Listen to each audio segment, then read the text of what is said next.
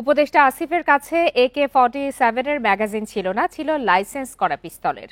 সচিবালয়ে এক বৈঠক শেষে এই তথ্য দেন স্বরাষ্ট্র উপদেষ্টা। এক প্রশ্নের জবাবে তিনি বলেন, কোন মাপকাঠিতে আসিফ মাহমুদ অস্ত্রের লাইসেন্স পেয়েছেন তা জানেন না।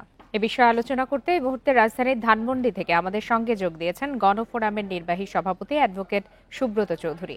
অ্যাডভোকেট সুব্রত চৌধুরী, আপনাকে স্বাগত জানাচ্ছি ইন্ডিপেন্ডেন্ট টেলিভিশনে।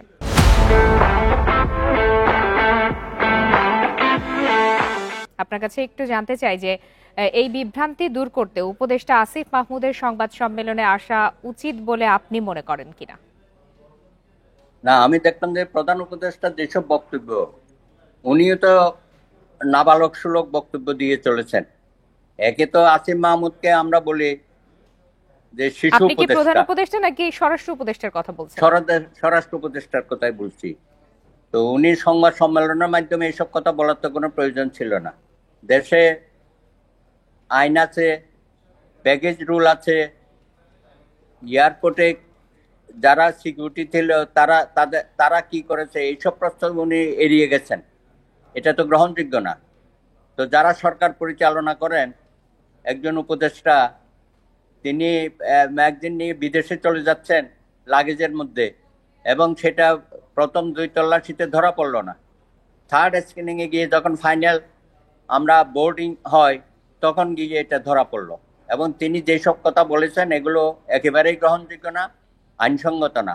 আমাদের দেশে আর্মস অ্যাক্ট আছে, আর্মস অ্যাক্টে কিভাবে লাইসেন্স পেতে হয়, কিভাবে অস্ত্র ক্যারি করতে হয়, এগুলো বলা আছে। সর্বোপরি সর্বোপরি যারা এয়ারে যাতায়াত করে, হ্যাঁ, এমনি তো উনি বাইরে যাচ্ছেন, ডোমেস্টিক এয়ারলাইন্সও নিয়ম কানুন আছে, এগুলো আগে জমা দিতে হয় সিকিউরিটির কাছে। এবং তারা সিকিউরিটিরা ওরা পাইলটের সাথে নিয়ে যায়, ওখানে গিয়ে যেখানে যায় ডেস্টিনেশনে সেখানে আবার দিয়ে দেয়। কিন্তু এখানে উনি যাচ্ছেন বিদেশে, বিদেশে তো ক্যারি করার কোনো প্রশ্নই আসে না। সুতরাং এটা যে বিষয়টা ঘটে গেছে, আমি মনে করি এটা একটা আমাদের জন্য নতুন সংকট তৈরি হলো। উপদেশটা এইভাবে ক্যারি করতে পারে না, এখানে ভুল প্রান্তির কোনো অবকাশ নাই। এখন উনি বললে হবে না বা মাপ চাইলেও হবে না, তাকে ব্যাখ্যা দিতে হবে, তাকে আইনের আওতায় আনতে হবে। কেন উনাকে বিমানবন্দর কর্তৃপক্ষ আইনের আওতায় আনলো না, সেটাও আমাদের কাছে জিজ্ঞাস্য। তাহলে আইনের শাসন বলতে তো কিছুই থাকলো না। জি, সেক্ষেত্রে আপনি যে আমরা জানি যে তৃতীয় ধাপের তল্লাশিতে গিয়ে তারপরে ম্যাগাজিনটি পাওয়া গেছে। বিমানবন্দরের নিরাপত্তায় আরো সতর্ক হওয়া উচিত বলে আপনি মনে করেন কিনা? না না, সতর্কতা আমি তো এখানে কোনো সতর্কতাই দেখছি না। পুরা নিরাপত্তা বেষ্টনী তো ভেঙে গেল।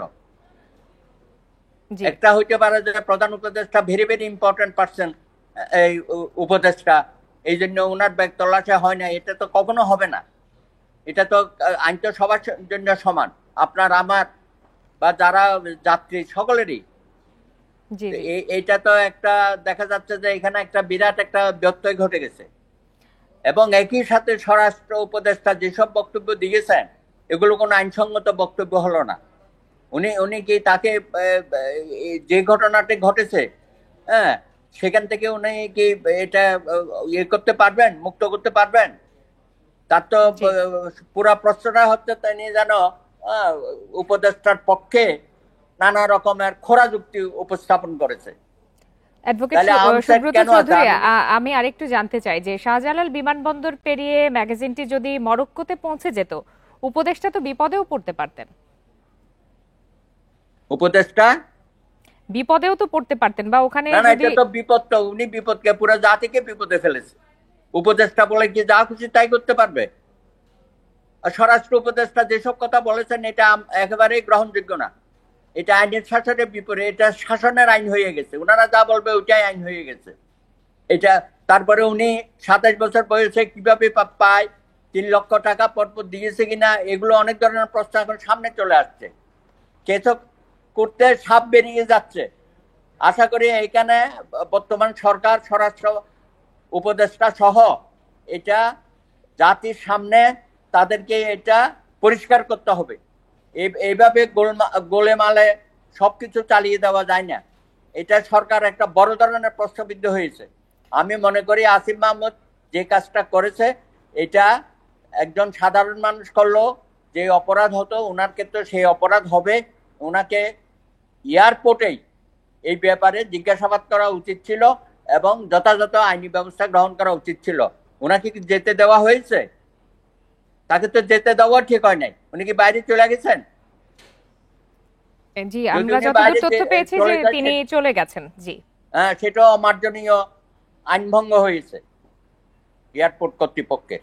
জি, আমি সুতরাং আপনার আমরা সূত্র ধরেই বলি, আপনি দেশবাসী, যে বললেন যে এটি পুরো জাতিকেই আসলে বিপদে ফেলে দিয়েছে, তো কোনোভাবে যদি ম্যাগাজিনটি মরক্কোতে পৌঁছে যেত, কি কি হতে পারতো সেখানে আপনার কি ধারণা? যায় না। আপনারা 11 মাস যাবৎ রাষ্ট্র পরিচালনা করছেন, সবকিছু আপনাদের জানতে হবে, বুঝতে হবে। জানার পরেও যদি না জানার ভান করেন, এটা একেবারেই গ্রহণযোগ্য না। এটা আমাদের আইনের শাসন, সুশাসনের পরিপন্থী, যেটা আমরা আপনাদের কাছ থেকে আশা করি। জি, আপনার কাছে আমি একটু সুস্পষ্টভাবে জানতে চাচ্ছিলাম যে আপনি তো বললেনই যে এই ঘটনাটি পুরো জাতিকেই বিপদে ফেলে দিয়েছে। কোনোভাবে যদি এই ম্যাগাজিনটি মরক্কোতে পৌঁছে যেত, সেখানে বিমানবন্দরে ধরা পড়তো, তাহলে সেখানে কি কি হতে পারতো বলে আপনি মনে করেন? না না, ওনাকে তো প্রথমে আটকানো দরকার ছিল। উনি যেহেতু বিমান কর্তৃপক্ষকে, সিকিউরিটিকে এটা জানাই নাই, এটা তো প্রথমেই জানাতে হবে যে আমার এখানে একটা অস্ত্রের পার্ট আছে, এবং সেটা তো আগেই জমা দেওয়া উচিত ছিল। নিরাপত্তা তল্লাশিটা যে এখানে ফেল করেছে, তাদের বিরুদ্ধে কি ব্যবস্থা নিয়েছে? প্রথম ধাপ, দ্বিতীয় ধাপ, তৃতীয় ধাপে গিয়ে ধরা পড়েছে, তারপরে তাকে উঠতে দিল কেন বিমানে? এটা আপনি জি, আমি হলে তো আমাকে উঠতে দিত না। জনাব সুব্রত চৌধুরী, আরেকটি বিষয় আপনার কাছে একটু জানতে চাই যে বিমানবন্দরে সিসিটিভি ফুটেজ ফাঁস হয়ে গেল, এর মধ্যে কোনো উদ্দেশ্য আপনি দেখেন কিনা? না, কোনো ধরনের উদ্দেশ্য দেখি না। এটা এটা এটা তাদের ব্যর্থতাটাই জাতির সামনে উন্মোচিত হলো। জি, অ্যাডভোকেট সুব্রত চৌধুরী, আপনাকে অসংখ্য ধন্যবাদ আপনার মূল্যবান মতামতের জন্য।